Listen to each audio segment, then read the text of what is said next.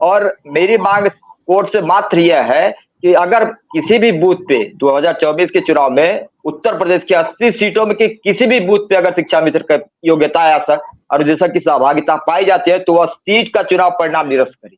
और यह मांग लेकर के यह पूरी तरह से मैंने कल ही पत्र जो है सीजीआई साहब को लिखा है, क्योंकि अब हमें लड़ना खुद है।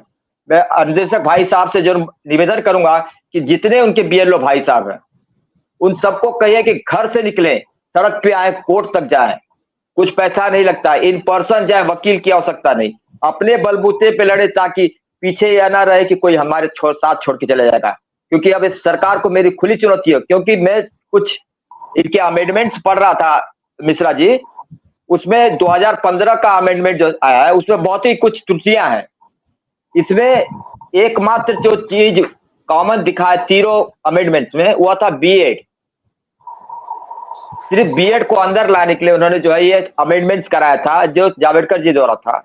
और कुछ सूचनाओं के द्वारा ये पता चला कि जो अमेंडमेंट्स कराए गए थे वह उनकी बहुत ही कोई खास जो है रिश्तेदार थी जिन्होंने यह कह करके करवाया था, और कुछ नहीं तो कोई सैकड़ों करोड़ रुपया जो है यह जावड़ेकर जी ने अपने पार्टी फंड में जमा करवाया है।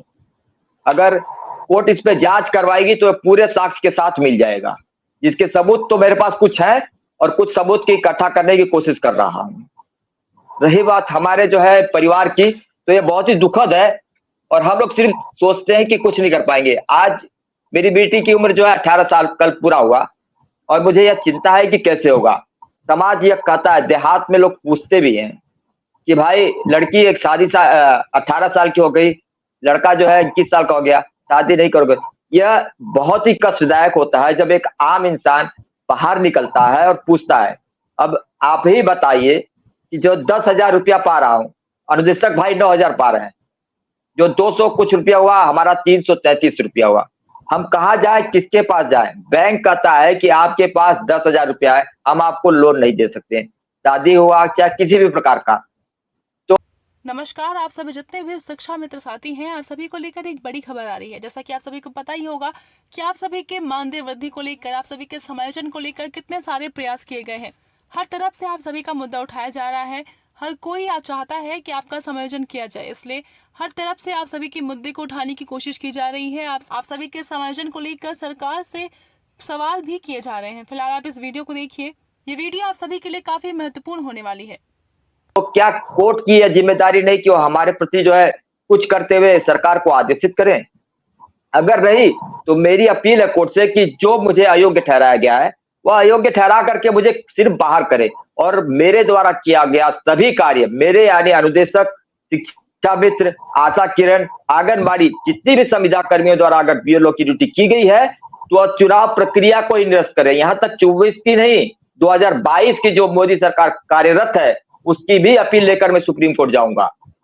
अगले माह पदयात्रा जो है मेरा मऊ से दिल्ली तक होगा, जब डेट फिक्स नहीं किया हूं, लेकिन बीएसएस साहब और डीएस साहब से बात करके जो है तारीख निर्धारित करके जो है सूचना में जरूर दे दूंगा कि पैदल जाऊंगा, मैं अकेला चलूंगा, और चाहूंगा मेरे अनुदेशक भाई साहब से और शिक्षा मित्र भाई साहब से, लोगों से, कि मैं अकेला चलूं, लेकिन दिल्ली अगर पहुंचूं तो हम लाखों की संख्या में पहुंचे। जिस तरह 29 तारीख को जो है हमारे संयुक्त मोर्चा अध्यक्ष जो है अपना बीड़ा उठाया है, उसी तरह सभी शिक्षा मित्र उठे, अपने घर से निकले, अपने हक के लिए लड़े, मेरे लिए मत लड़े, अपने हक के लिए लड़े।